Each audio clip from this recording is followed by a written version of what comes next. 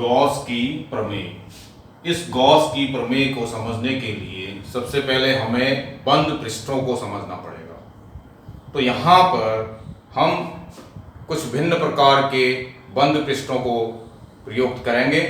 तो उन बंद पृष्ठों में जो पृष्ठ हैं, जैसे आप कह सकते हैं कि धातु का खोखला गोला या अधातु का खोखला गोला, किसी धातु का या अधातु का घनाकार बर्तन, उसी तरीके से ये बेलनाकार बर्तन जिनका पृष्ठ क्या हो, बंद हो।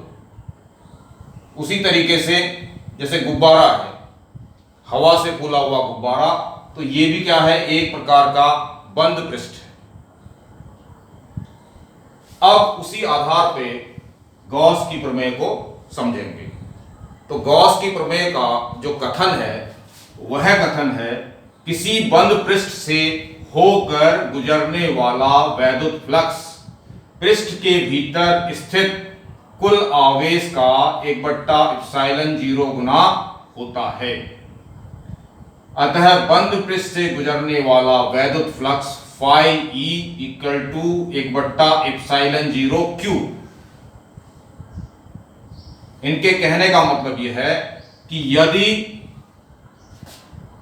कोई बंद पृष्ठ हम लेते हैं तो उस बंद पृष्ठ से होकर बाहर की ओर गुजरने वाला वैद्युत जो फ्लक्स होगा वह बंद पृष्ठ के भीतर स्थित जो आवेश है उसका 1/ε गुना होगा।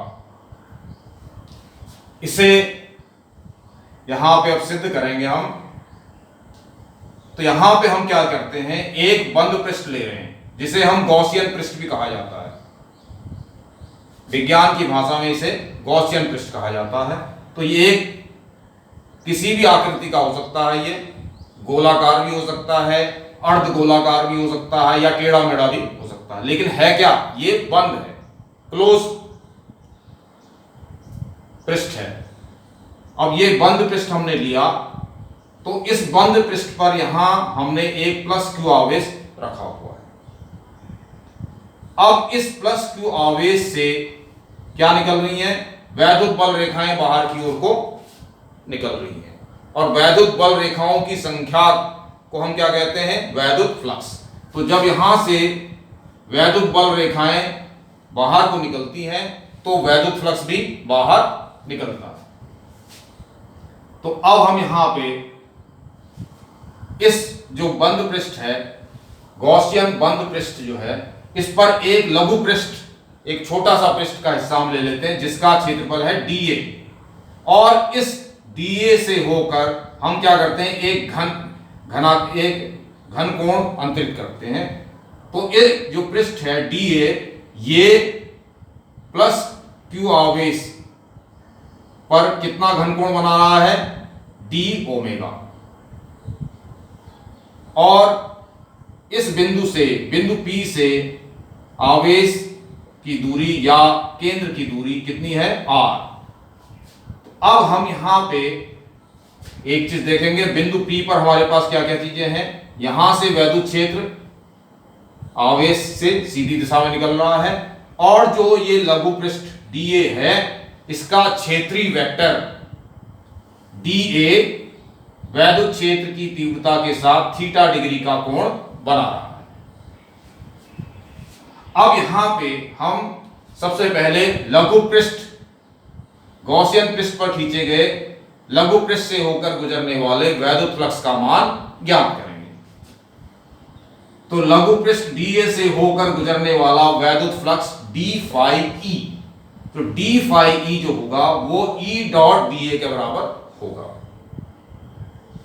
तो E डॉट dA को हम यहां पे सरल करेंगे तो क्या हो जाएगा, E dA cos थीटा। अब यहां पे जो वैद्युत क्षेत्र की तीव्रता का मान है वो हमने पहले भी पढ़ा हुआ है कि प्लस क्यू आवेश के कारण वैद्युत r दूरी पर स्थित बिंदु पर वैद्युत क्षेत्र की तीव्रता का जो मान है वो होगा 1/4πε0 k q/r²। अब इसे हम हल करेंगे, यहां पे थोड़ा सा सरल किया, d phi equal to 1/4πε0 k इस मान को हमने यहां रख दिया, तो d phi equal to 1/4 pi epsilon 0 के q upon r square d a cos theta.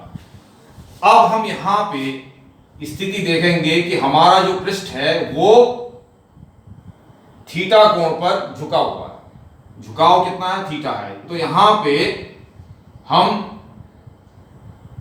ये जो डी ए कॉस थीटा है और आर स्क्वायर को एक तरफ निकाल लेंगे। डी ए कॉस थीटा बटे आर स्क्वायर अलग कर लिया हमने, तो इसको इस फॉर्म में लिख दिया। अब डी ए कॉस थीटा बटे आर स्क्वायर ये हम पढ़ चुके हैं, किसके बराबर होता है? घन कोण डी ओमेगा के बराबर।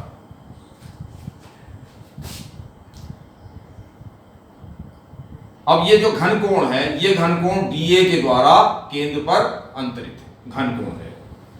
अब डी फाई ई बराबर 1/4 पाई एप्सिलॉन 0 के क्यू, क्योंकि हमने ये जो मान है कहां रख दिया? ऊपर रख दिया, तो 1/4 पाई एप्सिलॉन 0 के क्यू डी ओमेगा। तो ये जो समीकरण है ये किसके लिए? लघु पृष्ठ द्वारा केंद्र पर अंतरित, लघु पृष्ठ द्वारा लघु पृष्ठ से होकर गुजरने वाले वैद्युत फ्लक्स का मान है।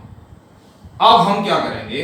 संपूर्ण गॉसियन पृष्ठ, यानी ये संपूर्ण गॉसियन पृष्ठ से होकर कितना वैद्युत फ्लक्स गुजरेगा, तो वो किसके बराबर होगा? Phi E. फाई ई बराबर इंटीग्रल या समाकलन डी फाई ई। अब यहां पे डी फाई का मान आपने रख दिया।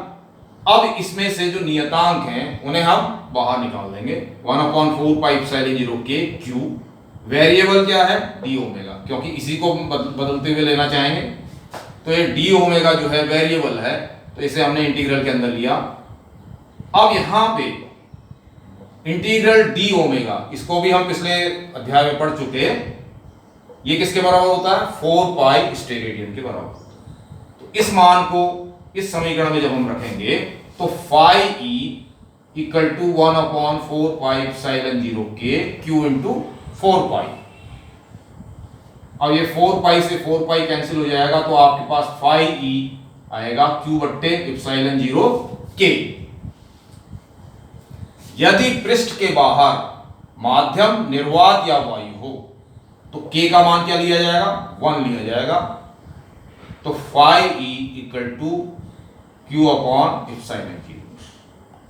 अब इसी को हम इस फॉर्म में भी लिख सकते हैं, phi E equal to 1 epsilon 0 cos लगा दिया और फिर क्यू लिख दिया। तो ये हमारा गॉस की प्रमेय की समीकरण आ गई।